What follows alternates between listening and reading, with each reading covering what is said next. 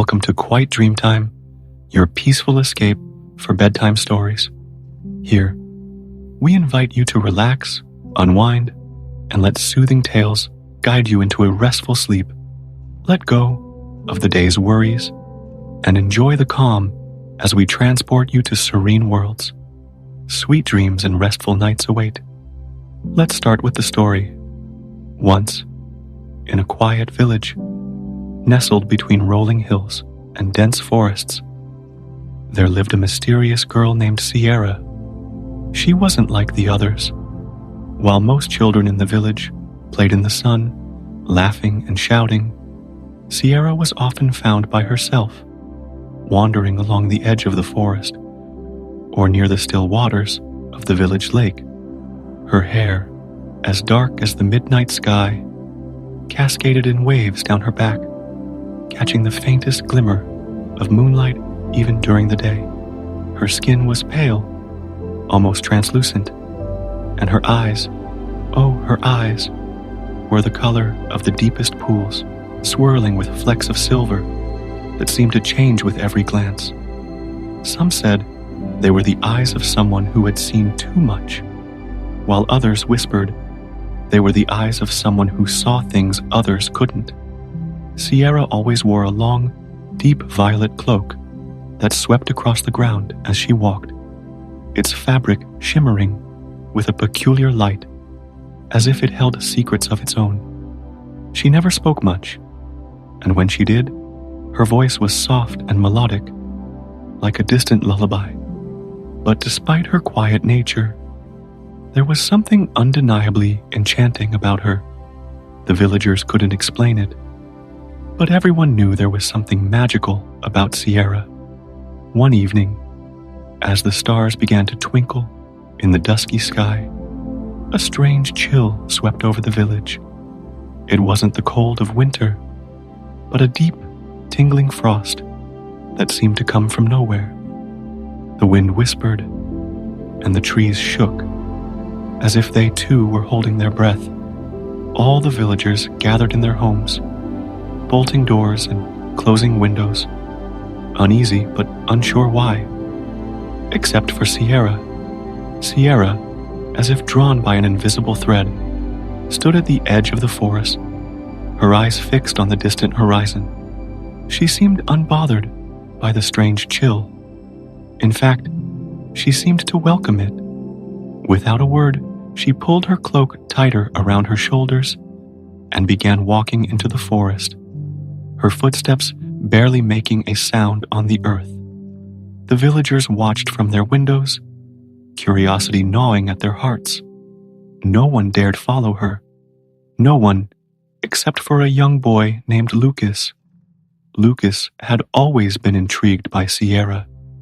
There was something about her that made his heart race whenever she passed by, something he couldn't quite understand. That night, driven by an instinct he couldn't ignore, he slipped out of his house and followed her. He kept a safe distance, hiding behind trees and bushes, careful not to be seen. Sierra moved with a purpose, her steps deliberate and slow, as if she knew exactly where she was going. After what felt like hours, they reached a clearing, and Lucas gasped in awe. Before him stood a garden unlike anything he had ever seen. It was a vast, hidden paradise, an ethereal garden that shimmered under the moonlight. The flowers bloomed in impossible colors, their petals glowing with an inner light. Trees with silver leaves reached toward the heavens, their branches heavy with fruits that sparkled like jewels. The air was thick with the scent of jasmine and lilac, and the ground beneath them was soft, as though it had never been touched by time.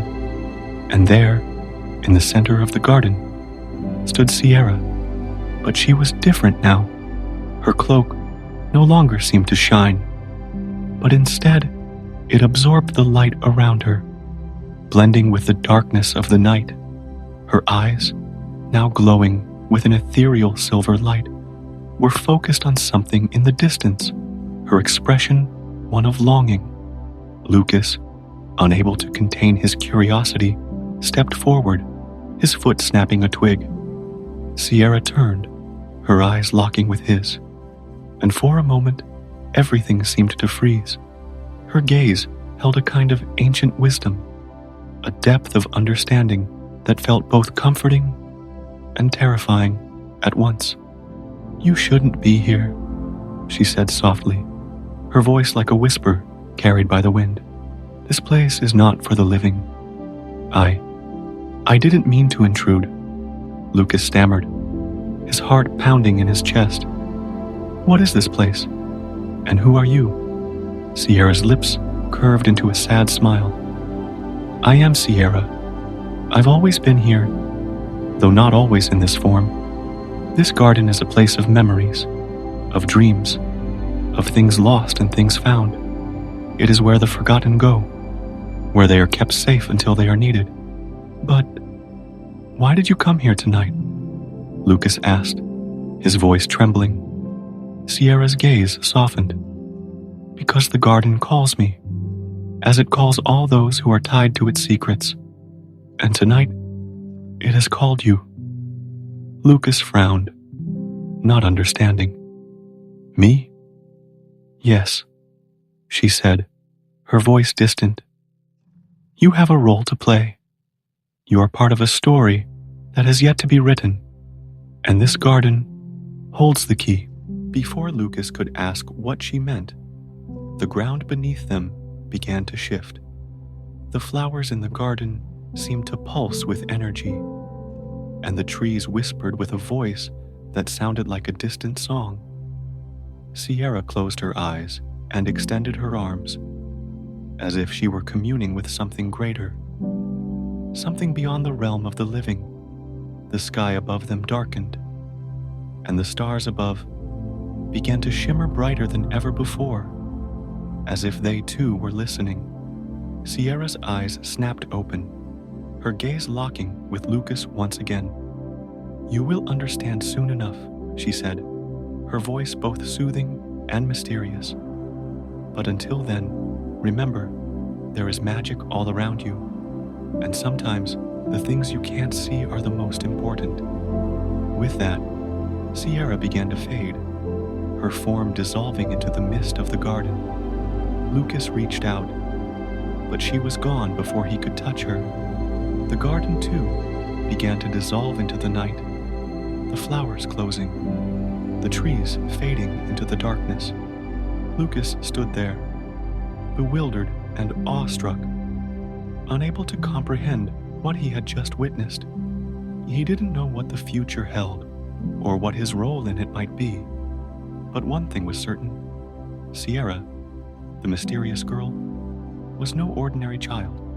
She was a keeper of secrets, a guardian of forgotten realms, and her story was only just beginning. As Lucas made his way back to the village, the chill in the air slowly faded, but the memory of the midnight garden would stay with him forever, and so would the haunting yet beautiful image of Sierra's eyes, filled with the wisdom of ages. And as he drifted off to sleep that night, he couldn't help but wonder, was it all just a dream? Or had he glimpsed something beyond the veil of the world he knew?